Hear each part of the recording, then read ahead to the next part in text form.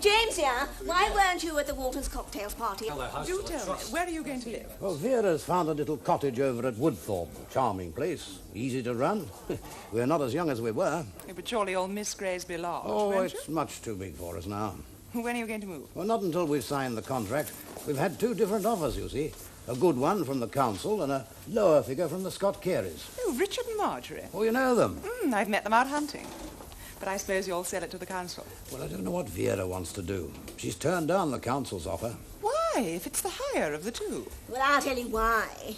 I mean, why should I sell a perfectly lovely house to the council so that they can fill it with a lot of long-haired hooligans and dope fiends? I mean, why? Is that what they want it for? Well, yes, of course it is. It'll simply ruin the neighbourhood. Oh, I see. Oh, well, let's change the subject, shall we? Now, what about this new mare of yours? Are you going to hunt her this season? Well, that was the idea. Ah. She comes from the Beaufort country, you know, and goes like a bomb. James, do tell me, who is that over there talking to the young man in the frilly shirt? The young man in the frilly shirt is my fiancé, Ian Pembroke. Oh, really? Nobody told me. Pembroke? Oh, that must be Archie Pembroke's boy. My dear, how nice for you. Congratulations. And the other one is Dr. Shaw, William Shaw. He's a psychiatrist. He's staying the night. Oh, how amusing. Are we all going to be psychoanalyzed after dinner? No, I don't think so. Of course, I've never been to one of those people myself. But poor Celia Dale Adams, she had to take her youngest, Jennifer, to one. Oh, the poor child went quite peculiar. Ran away after Queen Charlotte's ball with an Italian waiter, finished up in a garret in Rome. Cost them a fortune in fees. Would you excuse me just for a minute? Yes. Now, what on earth is James doing inviting a psychiatrist to stay? Perhaps that fiancé of his needs treatment. Why should she? Well, I don't know, but one knows so little about her, doesn't one? I think the psychiatrist is rather dishy. They always have sort of penetrating eyes, don't they? One look and you start bearing your soul. Oh, well, perhaps they'll put you next to him at dinner. Give young Ian a run for his money, eh? He's bound to be married. Hello, darling. Let me introduce you. This is Dr. Shaw. This is my fiancée, Angela Frampton. Hello. How do you do? Allow me to congratulate you both. Thanks. Do tell me what you're doing in this part of the world. Or am I being outrageously inquisitive? Another glass of sherry, Mrs. Davis. Oh, no, thank you. I have to... Well, Angela, how's that stuffed shirt father of yours? Stuffy as ever, Helen.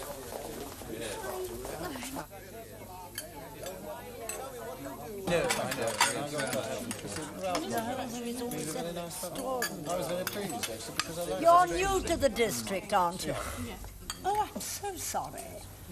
I have seen you about, of course. Helen, Mrs. Davy has lived at Graysby Lodge for some 16 years. Actually, we're selling it to some friends of ours. I'm all for doing a bit of good while I can. I've told my wife we should let our house go to make this reformatory or whatever it is. She won't hear of it. Reformatory is not quite the word I'd use, Colonel Davy. It's a wee bit old-fashioned, don't you think? Yes, I suppose it is, yes. What we hope to do is catch these young waverers before they reject life altogether and give them something to live for, restore their self-respect. See, that's why it's so important for them to have workshops where they can learn a craft. And a studio where they can paint and sculpt and model. Well, if they have opportunities for reading and music... Oh, I'm sorry. I'm talking too much. It's actually fascinating. Yeah, nice bit of salmon, that. Glad to see you share your fiancé's tastes, Miss Jackson. Yes, indeed. You see, if they can find they have a gift for something creative, they'll be able to develop it under supervision. Exactly. Nothing drives people back into themselves more than having nothing to do all day long. Do you not agree, Colonel Davy? Yeah, yes, of course, yes. With Dr. Shaw as resident guru, the centre's bound to be a wild success. Best idea the council's had for years. He's angling, Dr. Shaw. He wants to work with you. What I'm after, Pet, is somewhere to put you when you get troublesome. You'd make a scrumptious dropout. Shut up. As a matter of fact, he's studying psychiatry and happens to be a great fan of yours. Well, we must have a chat later. Oh, yes, I'd love that. Well, I meant Ian. Oh, yes, you must. Yes, we do. They're talking about your dropouts, James. Oh, what's this, Maxwell? Roast grouse, my lady. How delicious. Where from? It's a present from Cranford. Oh, really? How is Tony? Don't you think we're quite right not to sell Graysby to the council? I mean, all those dirty little delinquents. Well, they can be washed. Yes, but they turn the place into a pigsty, and after all, it's a very fine period house. Late Victorian Gothic. Perfect for an institution. Mrs. Davy, I think I ought to tell you that Lady Helen is also a trustee for the centre. I hope you're not one of those reactionary types trying to put the clock back. I beg your pardon, Lady Well, Helen. if you knew anything about juvenile crime, you'd know that prevention is better than cure. But that's not really the point, is it? I mean, forgive my saying so, but I think we ought to consider our neighbours. What neighbours? That house of yours stands in over 100 acres. There isn't a building within 5 miles. Yes, but all those ghastly creatures roaming about, why we shouldn't feel safe in our beds. Who's she kidding? Yeah, it's not going to be an open prison, you know. The idea is to keep these boys away from bad influences. I suppose you'd like to shove them straight behind bars amongst all the robbers and gunmen. No, I appreciate your point of view, Lady Helen, but you should appreciate that as the wife of a former master of hounds... What's that got to do with it? Well, I think that we should consider our people and the people round about here, and make quite sure that the countryside isn't spoiled by long-haired teenagers disturbing the game and getting in the way of the hunt. I'm sure it's very public-spirited of you. Well, I'm perfectly certain you know what I mean. Harry, Harry, I was just saying to Lady Helen, I think that we owe a duty to the people round about. Yes, we've been talking about that. Dr. Shaw's been telling me about his appointment at the centre. And Miss Jackson's very keen on the idea, too. Oh, is she? Well, yes, I think it's absolutely vital we have a place like this in Westdale. Yes, I'm quite sure you do. Well, James, you couldn't have a better campaigner than your Susan. Thank you, Colonel David. James, am I a good campaigner? Absolutely inspired, darling. I agree with you, James. I think Miss Jackson is an excellent campaigner, especially when it comes to making excuses for young criminals. And what do you mean by that?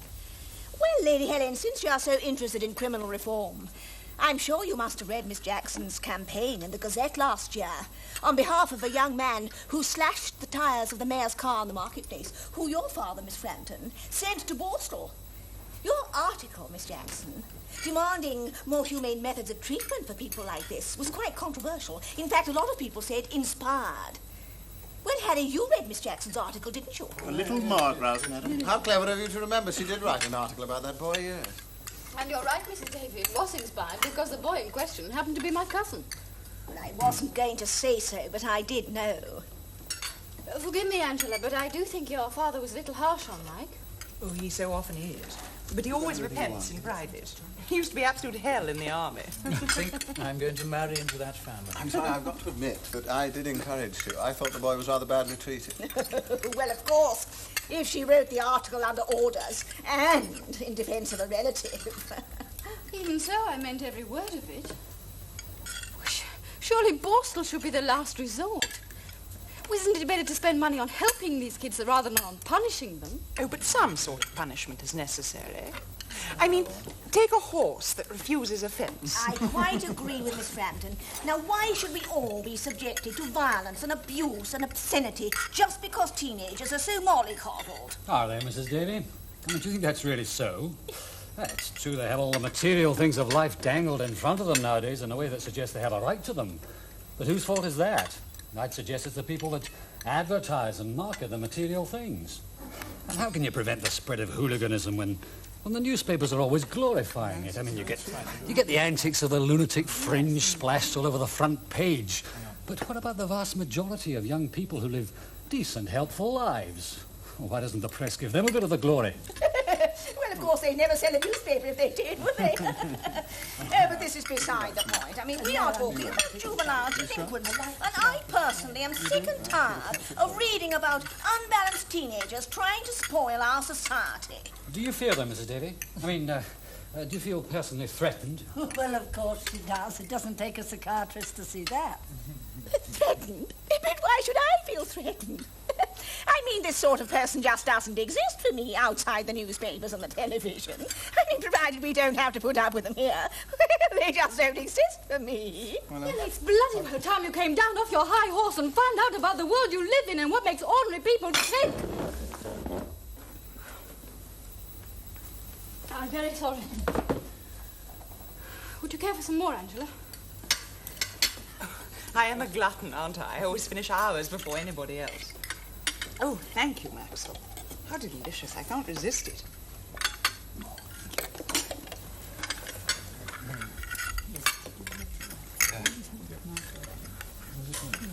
No, thank you.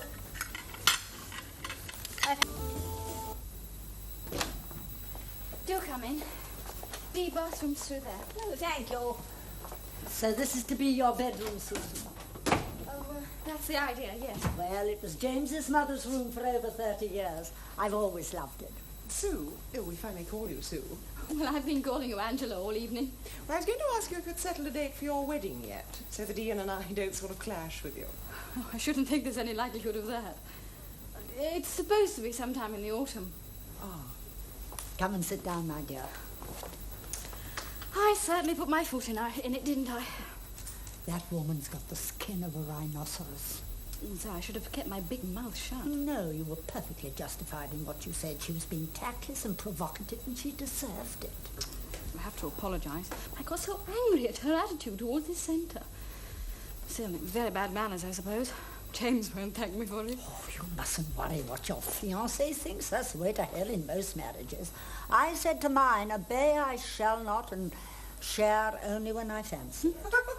I must remember to tell Ian that. James has been a bachelor far too long. Spoilt, that's what he is. He needs to be broken in. All men do, really. Untrained animals, most of them. Oh, Helen, really? You can teach him quite a lot. Much more than if he'd got hit to some horsey, painted, empty-headed ex-dead. Makeup, Helen, darling, can still do something for some of us. Now, Henry, you're not to mock me, Shrimp. You'd never guess. She was a mere whisper the thing when I first met her over... let me see, 13 years ago. You've grown a bit since then, my dear. Ian adores tall women. Well, thank God you haven't taken after your father. I never could stand him. Oh, nonsense, Helen. Everyone knows you fancied him for years. Only Mummy was the better tennis player. Isn't that woman ever coming out? Shh. But she's been in there for 10 minutes. Well, she's probably doing the Times crossword. In the loo? Trying to take her mind off how nasty we've all been to her. Well, I haven't been nasty to her. I've been extremely polite. When considering it was all I could do to stop leaning across the table and slapping her silly face. I must say she's a bit thick-skinned. Well, if I were her husband, I'd stuff a handkerchief in her mouth, roll her up in a blanket and toss her into the washroom. The bathroom is free. I was just telling these girls how to deal with our men. But I'm sure that's something you know a lot about, Mrs. Davis. Well, I'm not exactly a Matahari, Lady Helen, but I think I have a certain authority over my Harry. I always say, never take a horse to the drink. Mrs. Davy, please forgive my outburst at dinner, but it's just that I so want James's plan for the centre to succeed. And it all depends on what you decide to do with Graysby Lodge. That's quite all right, Miss Jackson. I quite realise that you had an interest in the problem, as you very frankly admitted. Well, I don't know all the pros and cons, but I think I'd be in favour of this centre, especially if that divine Dr. Shaw is going to be in charge. Can I get you anything, Mrs. Davy? No, thank you. Oh, dear, I look 103. Would you care for a cigarette? I don't smoke, thank you. Angela? Love one, darling. I smoke like a chimney. Thank you. What about your poor old aunt? Oh, yes, of course, I'm sorry. You know what, Mrs. Davy? I think you... I mean, carefully composed letter. Not that she deserves it. Well, she really wasn't.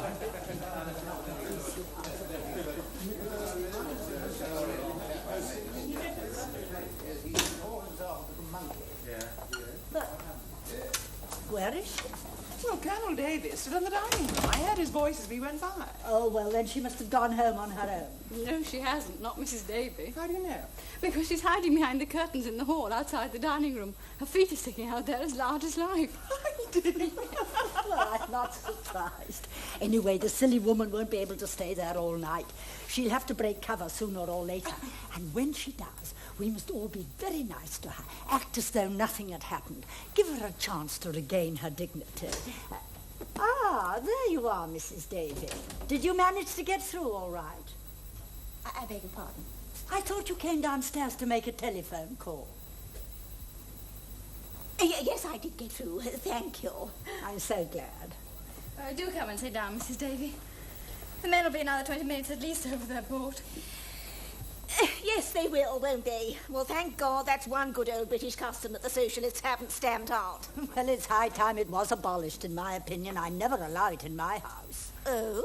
Sitting over the dining room table, swapping silly jokes, keeping the servants up late, and leaving us women crouched in a circle like a witch's coven, bawling each other's pants off with mindless chatter about cooks and nannies and other people's love affairs. They don't come out soon. I go in there myself and rootle them all out.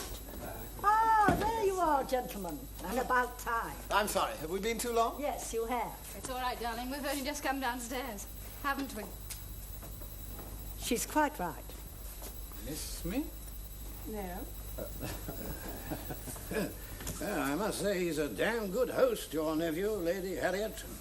Lady Helen, isn't it, Harry? I say I do beg your pardon. My mistake. I'm so Would you care for a drink, Colonel Davy? No, thank you, no. I think I've had quite enough for the time being. Thanks all same. Well, what would you all like to do now? A little music? Or shall we play a round game? Charades, hide and seek? Oh, no, not hide and seek. So drafty, hiding behind curtains. Especially if no one comes to find one. I used to love sardines when I was a child. I remember I got my first kiss in a very dirty cupboard full of mops and dustpans when I was 13. Who was the lucky chap? Someone called Jeremy Hewlett. His father was an admiral. Yes, and what happened to Jeremy Hewlett? Well, he's living in California now, I believe, in a hut on the beach with a beard and bare feet. He's been in and out of prison for several years now. Drugs, you know. Poor boy. Misunderstood at home, I suppose. All he needed was a little love and attention, and nobody gave it him. If only people would realize what it is that makes young people go off the rails these days. It's nearly always the parents' fault. Half the young people roaming the streets today are the product of a broken home. If only they could be made to realize that somebody really cares about them. Changed your tune a bit, haven't you, Vera? I don't know what you mean, Harry. Oh, yes, you do. Just now at dinner, you were going off about the council's plan for a, what's the name? What do you call For it? a rehabilitation centre, is that what you mean? Thank you, yes. Rehabilitation centre. You said it would mean a lot of unwashed delinquents at large, spoiling the countryside. You were frightened because they might break out of the place and come and do you in your bed. Harry! Now, let me finish. Sit down, you're drunk. You didn't want these young people that had gone a bit wrong being cared for in our old house. It's not true. That's not what I said. Oh, yes, it is. That's what you said, and I'll tell you why, shall I? We ought to change the subject. We seem to No, be no, talking let about this him all night. finish. I'll tell you why you said what you said, my good wife. Look, I'm terribly sorry. He hasn't been well. Now, just you listen to me, Vera. You said all that, thinking these good people tonight would agree with you, didn't you? No. Yes, you did. You took it for granted that they're the sort of people you are, who wouldn't lift a finger to help young people in case the hunting and shooting were interfered with. That's what you thought. Oh, now, that's a bit unfair. Surely she's justified in having her own opinion. Oh, no, she's not. She's had one for too long. Now she's going to listen to mine. You're on the wrong track this time, Vera. There are some people who care about rehabilitation centers and things like that because, unlike you, they're responsible citizens with the right ideas. So you can climb down off that high horse of yours, and if you want to be asked here to dinner again, you'll take my advice and stop being such a bloody reactionary snob. Harry, I am not a snob, and I think you should apologize to James and to everyone for making such an exhibition of yourself. Now, just you remember what I said. Oh, I am so sorry he's not. I think we ought to be going. Please, don't go yet. We were just going to discuss the committee to raise funds for the centre, weren't we, Helen? You know, the one you're going to serve on? Am I? Yeah. Yes, weren't you going to ask Mrs. Davy to be on it? Yes, and didn't you say you'd ask the Marchioness of Risby to serve on it as well? But she's 83 and stone deaf. No, she's not. Oh, no, we couldn't possibly ask Mrs. Davy to be on that committee. I'm sure she's on enough as it is. And what about Lady Kennelly? Lady Kennelly. Yes, Lady Kennelly. Oh, Helen. Yeah. Oh, yes, of course I've asked her. And the Danish ambassadress and one or two other old chums. Get them to do a job of work. They're such time-consuming things, but, well, somebody has to do them. Please, Mrs. Davy. Would you be chairman?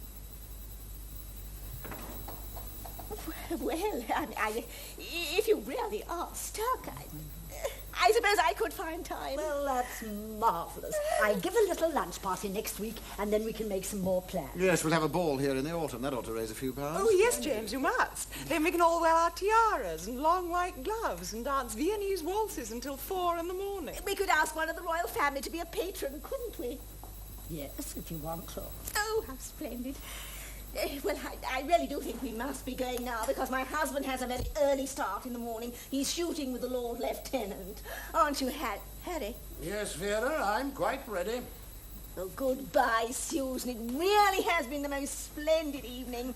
I'll ring you up sometime and we'll have lunch. Goodbye, Mrs. Davis. Goodbye, Lady Helen. I'll call you in the morning if I may. Good night. Good night. Good night. Good night, Doctor. Night, I'm Mary. quite sure that we shall meet again very soon when Graceby's handed over and our centre Yes, gets indeed. underway. So I'll see you out.